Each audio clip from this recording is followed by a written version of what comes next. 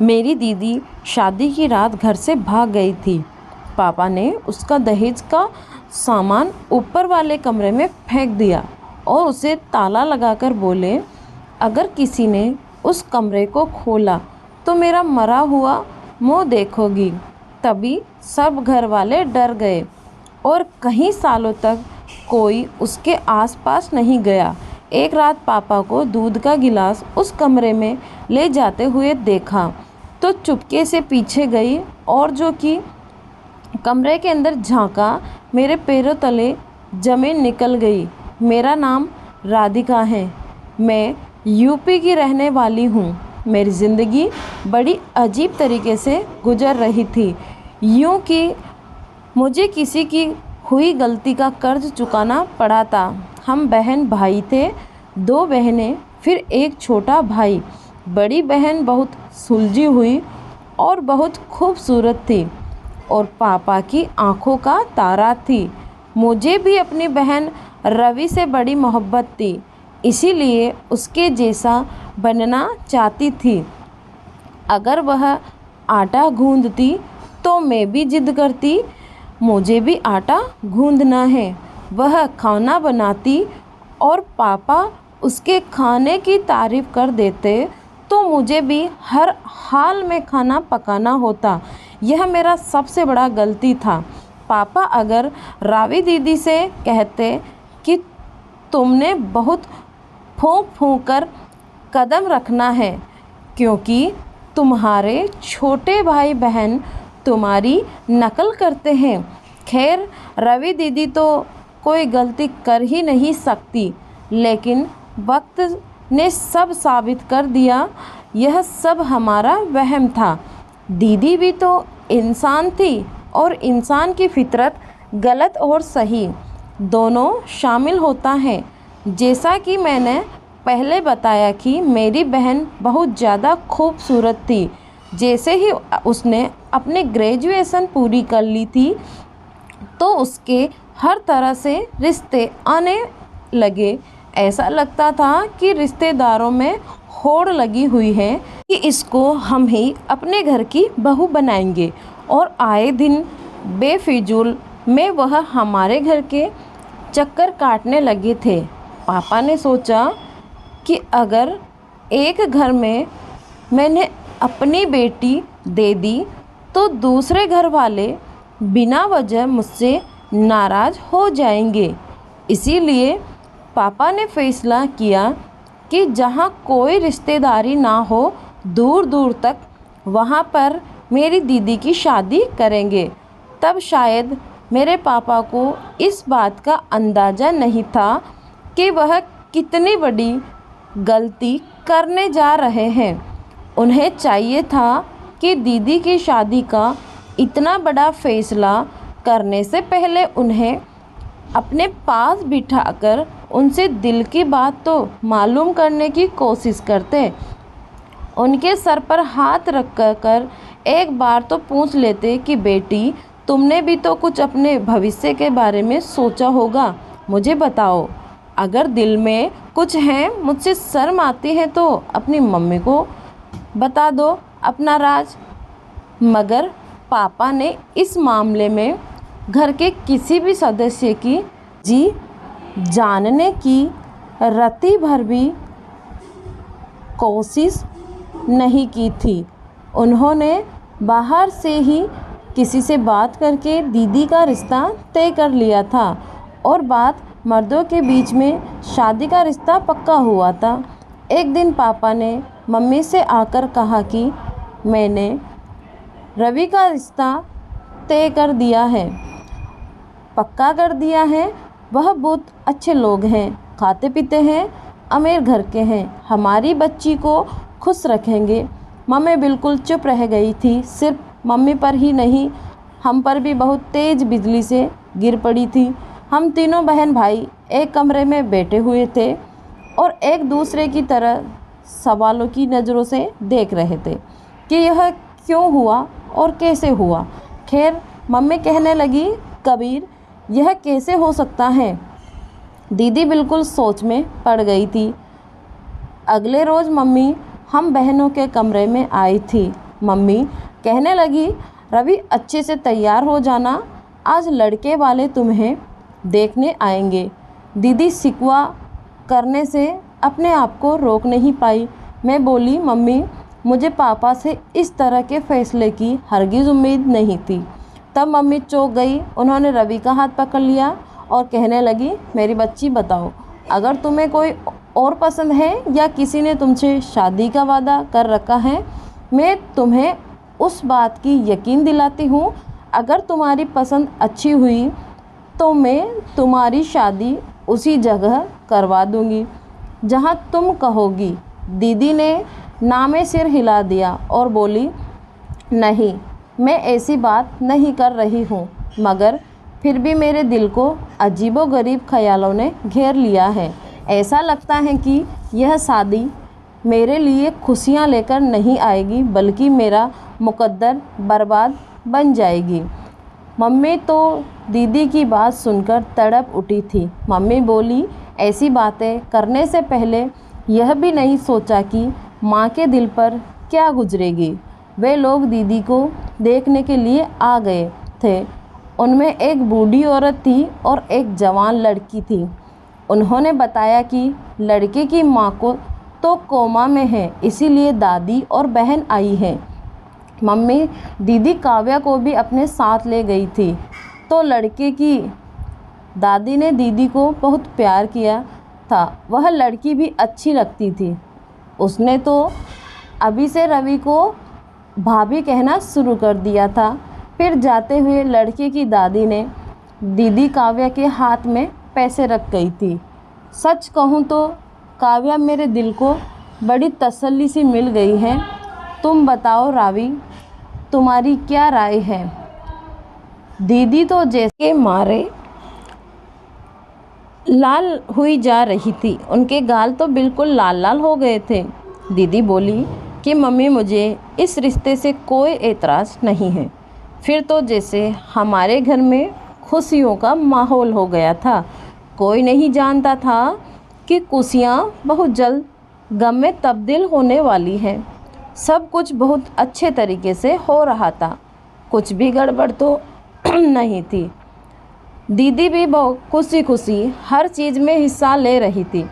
वह अपने हर चीज़ के जुड़े बैग में रख रही थी।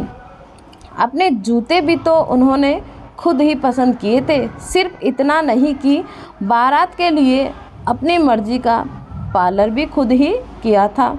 सब कुछ अच्छा भला था। किसी के दिमाग में यह भी ख्याल नहीं था कि दीदी अपने दिल में क्या ठान कर बैठी है। घर वाले सब बहुत खुश थे। मैंने तो हफ्ता भर पहले ही ढोलकी का इंतज़ाम कर लिया था। मम्मी ने मुझे मना भी किया था कि लड़कियों की शादी पर इतने दिन पहले ढोलकी नहीं बजाई जाती, मगर मैं कहाँ मानने वाली थी ढोलकी की।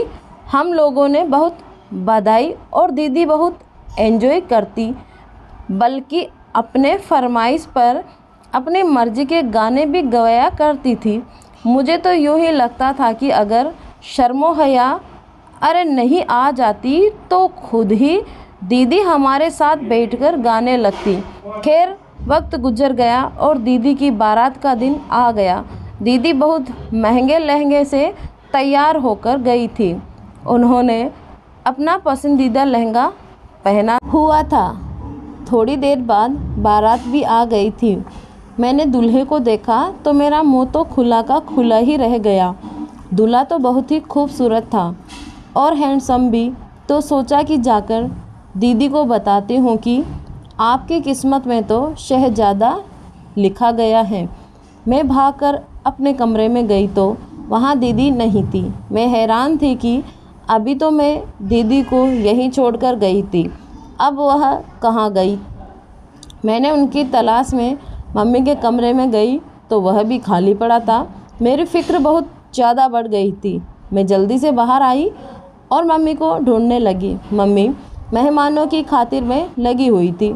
मैं मम्मी का हाथ पकड़कर कोने में ले गई और कहा, मम्मी, काव्या दीदी कहाँ है? मम्मी बोली, अपने कमरे में होगी।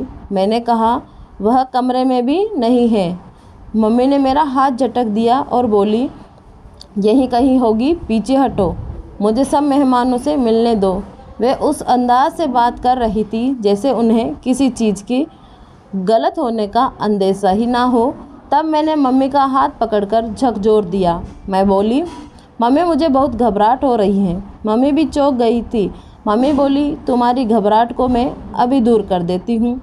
मम्मी मेरे साथ आ गई। हम दीदी को एक कमरे से दूसरे कमरे में और दूसरे कमरे से तीसरे कमरे में ढूंढ रहे थे, मगर वह ना मिली। मम्मी के चेहरे का रंग उड़ गया था। तब जयमाला का टाइम हुआ और जयमाला के लिए शोर होने लगा तो पापा कमरे में आए और उनकी आंखें भी शुरू हो रही थी। शायद उनके अपनी बेटी की विदाई का गम हो रहा था। इतने में उनकी चहेती बेटी उनकी इज्जत को तार तार कर गई। बाबा कहने लगे, जल्दी से काव्या बिटिया को ले चलो, वहाँ जयमाला का टाइम हो रहा है। मम्मी रोते हुए बोली, कबीर काव्या नहीं मिल रही है। पापा बड़ी हैरत से मम्मी की तरफ देखने लगे और बोले, क्या मतलब है काव्या नहीं मिल रही है? यहीं कहीं होगी। मम्मी रोते हुए बोली, मैंने घर का कोना कोना छान मारा है। पापा तो दिल पर हाथ रखकर दहाड़े मार मार कर रोने लगे। दिव्या, अब मेरी इज्जत तो खाक में मिल जाएगी। अब कोई मुझे इस रुसवाई से बचा नहीं सकता। तुम ही बताओ अब मैं क्या करूं? लोगों का सामना कैसे करूं? जाकर बारातियों से कहूं बारात ले जाओ, क्योंकि मेरी बेटी ने मेरी इज्जत नीलाम कर दी है। मम्मी भी रोए जा रही थी। फिर बोली, कबीर आप बिस्तर पर जाकर लेट जाइए। मैं कोई बहाना बनाती हूँ कि मेरे पति की तबीयत खराब हो गई है। ऐसे में अपनी बेटी को विदा नहीं कर सकती हूँ। पापा बोले कि दिव्या तुम्हें इतना हौसला है। मम्मी ने अपने आंसू पोंछे और कहने लगी, आपकी इज्जत बचाने के लिए कुछ भी कर सकती हूँ। तब पापा ठीक है कर बोले, खास तुमने लड़कियों को भी अच्छी शिक्षा दी होती। मम्मी ने सबके सामने जाकर कह दिया कि मेरे पति को दिल का दौरा पड़ा है, ऐसे में हम अपनी बेटी को विदा नहीं कर सकते। आप लोगों की बड़ी मेहरबानी होगी कि आप लोग बारात वापस ले जाए और फिर किसी दिन अपनी अमानत को फेरे डलवा कर सादगी से घर ले जाना। हर तरफ बातें होने लगी थी कि मम्मी ने तो खुद को कमरे में बंद कर लिया था। लोग तरह तरह की बातें कर रहे थे और हमारे पास उनका जवाब नहीं था। इसीलिए हम सब एक ही कमरे में दुब के बैठे हुए थे। हमने कभी सोचा भी नहीं था कि काव्या दीदी के हाथों ऐसे बुराइयां सहनी पड़ेगी। मम्मी बोली, कबीर इस तरह आपकी तबीयत खराब हो जाएगी, बच्चा तुम्हारी मदद करेगा। पापा बोले, तुम तो बात ही मत करो दिव्या, तुम्हें इतनी फिक्र होती तो अपनी बेटियों को लगाम डालकर रखती। मम्मी बेचारी बहुत शर्मिंदा हुई जा रही थी। पापा ने सारा सामान छत वाले कमरे में फेंक दिया और उसको ताला लगा दिया और बोले, आज के बाद अगर कोई इधर जाएगा तो मेरा मरा हुआ मुंह देखेगी। उसके बाद हमारे घर में एक अजीब सी सूरत हाल थी। हर दफ़ा एक दूसरे से नज़रें चुराने पर मजबूर थे। पापा भी हम सबसे छुप छुप कर रोते थे। जब वह नीचे आते तो बहुत थके थके से लगते, आंखें सुर्ख होती थी। मम्मी कहती थी कि तुम्हारे पापा हम सबसे छुपकर छत पर जाकर रोते हैं। हमें तो यह लगता है कि दीदी की शादी का किस्सा ख़त्म हो गया, मगर 1 महीने के बाद हमें लड़के वालों की तरफ से फ़ोन आया। अमीर की दादी कहने लगी, इतना महीना हमने आपसे बात नहीं की क्योंकि हम आपसे नाराज़ थे।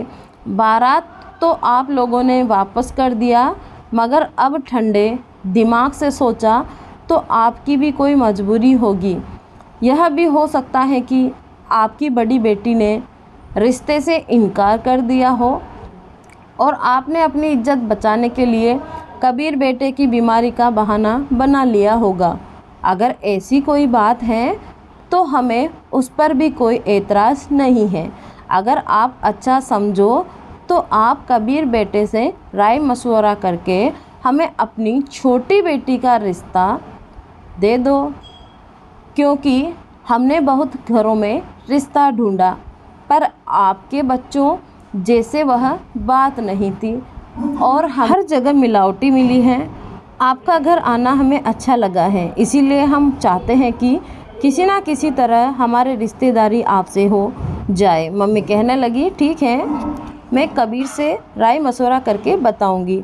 मम्मी ने अपना फ़ोन बंद कर दिया और मुझसे बोली, रवि तुम कहो तो यह रिश्ता मंजूर है। मैंने अपने कंधे उचका दिए और कहा कि दीदी के जाने के बाद पापा ने जिस तरह से मेरा जीना हराम कर रखा है, मुझे नफ़रत की निगाह से देखते हैं।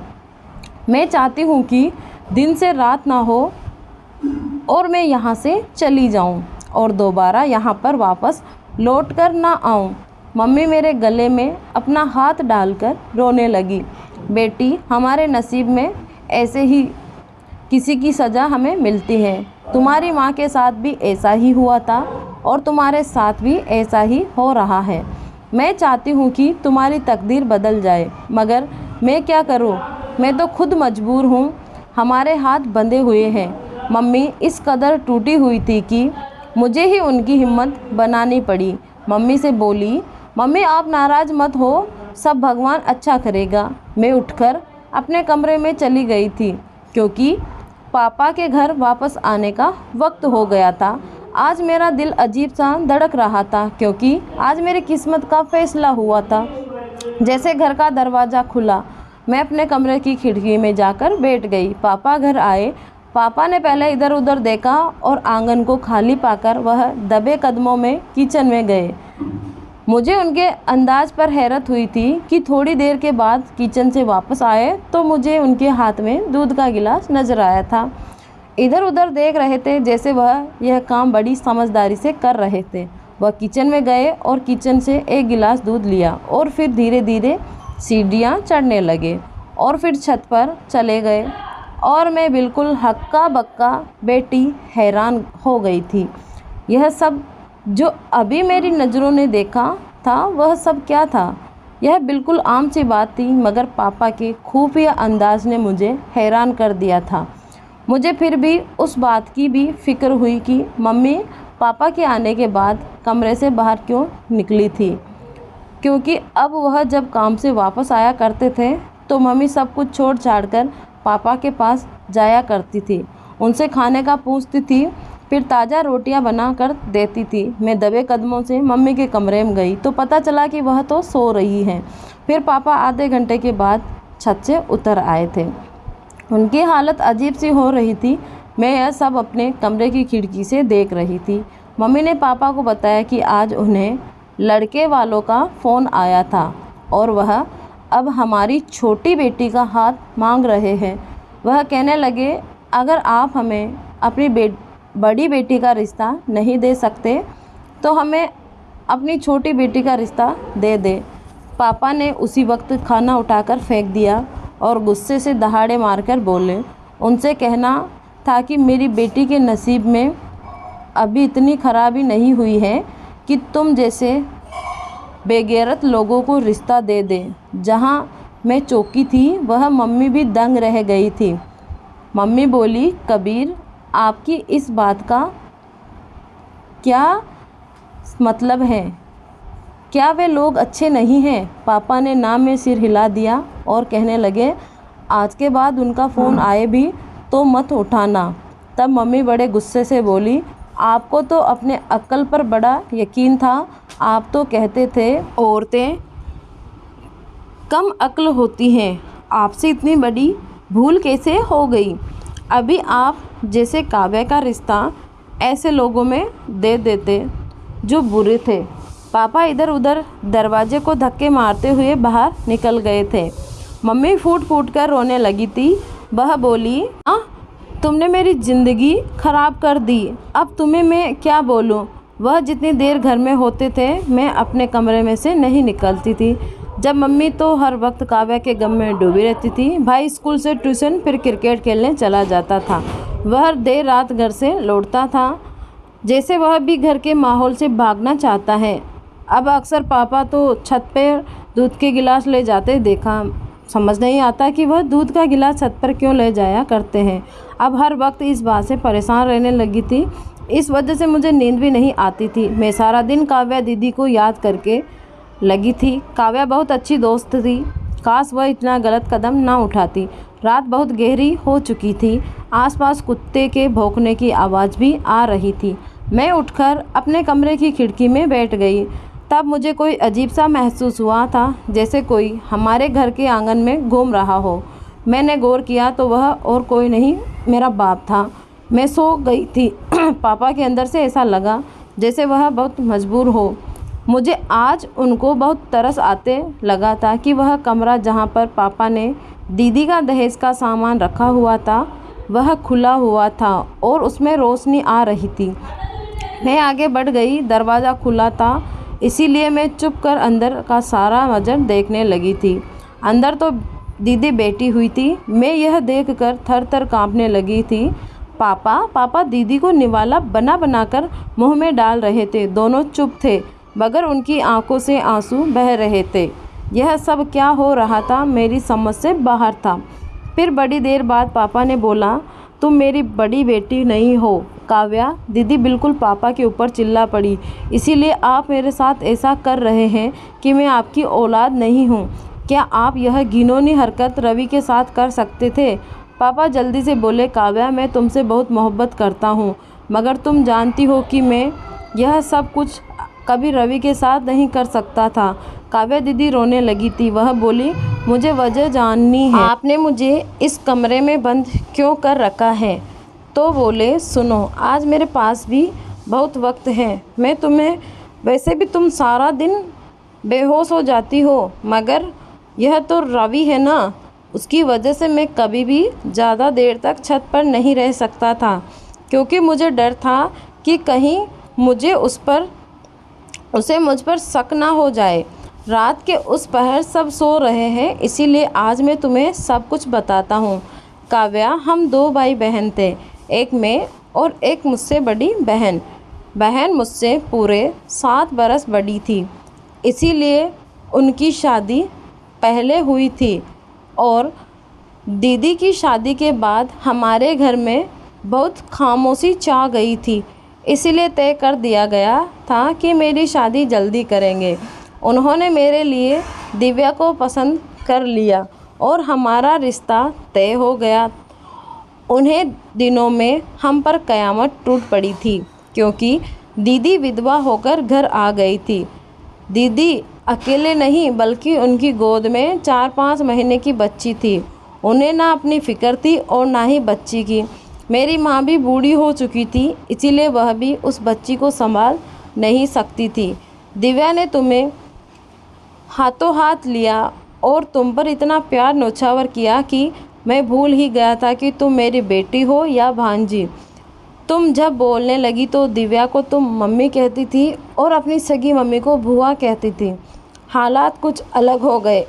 तुम्हारी मम्मी का रिश्ता ढूंढने लगे थे। दीदी ने एक लड़के का नाम खुद ही चुन लिया था और बोला कि मेरी शादी उससे करवा दो। पापा ने मेरी ड्यूटी लगा दी थी कि मैं उस लड़के की छानबीन करूं।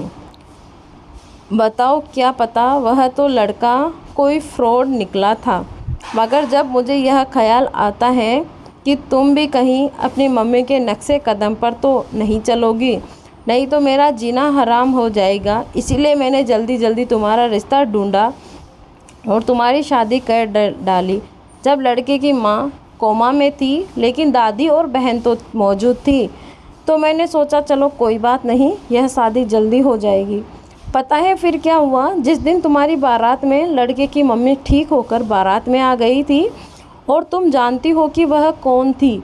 लड़के की माँ मेरी दीदी और तुम्हारी असली माँ थी, यानी वह लड़का असल में तुम्हारा भाई था। मैं यह सब देखकर बहुत परेशान हो गया था, इसीलिए तुमसे कहा कि छत पर आकर मेरी बात सुनो, और फिर मैंने तुम्हें छत वाले कमरे में बंद कर दिया। मैंने सोचा था कि सुबह तक दिव्या को सारी सच्चाई बता दूंगा, और फिर ख्याल आया कि मैंने तुम्हारी माँ की शादी नहीं होने दी थी और वह घर छोड़कर भाग गई थी। तब तुम्हारी शादी भी नहीं हो सकती थी। मुझे डर था कि कहीं तुम भी अपनी माँ की तरह घर से भाग गई तो, इसीलिए मैंने तुम्हें यहाँ पर बंद कर रखा है। यह मत समझना कि मैंने अपनी बहन की बेटी को कैद करके अपनी औलाद से प्यार करता हूँ। जिस दिन से मैंने तुम्हें कैद करके रखा है, रावी से भी मैं बात नहीं करता। उस पर भी मैं बहुत सख्ती दिखाता हूँ। काव्या दीदी जैसे एकदम से बेहोश हो गई। मैं आई थी। वह बोली, अगर अब मैं घर से भाग जाती तो भी आपकी इज्जत खाक में मिल जाती, मगर आपने मुझे यहाँ बंद करके भी अपनी इज्जत को खाक में मिला दिया है। लोग तो बातें बनाते ही होंगे कि काव्या घर से भाग गई हैं, तभी तो बारात वापस लौट आई। अभी वह दोनों बातें ही कर रहे थे कि मंदिर की घंटे बजने लगी थी और पापा बोले, काव्या बेटा मुझे माफ़ कर देना, अब मैं जा रहा हूँ। हो सकता है किसी की आँख खुल जाए। मैं जल्दी से आगे बढ़ी और बोली, अब मैं और अपनी दीदी पर जुल्म नहीं होने दूंगी। उसकी मम्मी ने जो गलती की है उसकी सज़ा अपनी दीदी को नहीं मिलने दूंगी। भगवान सबको उसकी गलती की सज़ा देते हैं, तो आप उसको खुद से सज़ा क्यों दे रहे हैं? और आपने यह सब क्यों किया दीदी के साथ? पापा ने मेरी बात सुनकर बिल्कुल बौखला गए थे, इसीलिए वह जल्दी से नीचे चले गए थे। मैं दीदी का हाथ पकड़कर नीचे ले आई थी। पापा उस टाइम बहुत शर्मिंदा हुए थे कि सुबह से निकले रात गए वापस घर आते थे। फिर हम सब भाई बहन ने पापा पर अपनी अदालत लगा ली थी। मम्मी जज बनी। पापा रो रो कर सबसे माफ़िया मांग रहे थे। दीदी ने ही पापा को माफ़ करने में सबसे पहल की थी। फिर हम सब पर भी जोर दिया था कि माँ पापा को माफ़ करते। सब कुछ ठीक हो गया था। पापा ने दीदी को इजाज़त दे दी कि वह अपनी माँ से मिलने लगी थी। वह बहुत जल्दी ही उनकी एक बहुत अच्छी जगह शादी होने वाली है। हमें उम्मीद है कि मुश्किल वक्त कट गया है, आगे खुशियाँ ही खुशियाँ हैं। यह एक मोटिवेशनल कहानी है, लेकिन आप लोग ऐसा बिल्कुल ना करें। घर छोड़कर बिल्कुल भी ना भागे। आप अपने दिल की बात अपने माता पिता की आपसे बात सहमत हो औलाद को बताएं। कमेंट करके ज़रूर बताना दोस्तों आपको ये कहानी कैसी लगी। धन्यवाद।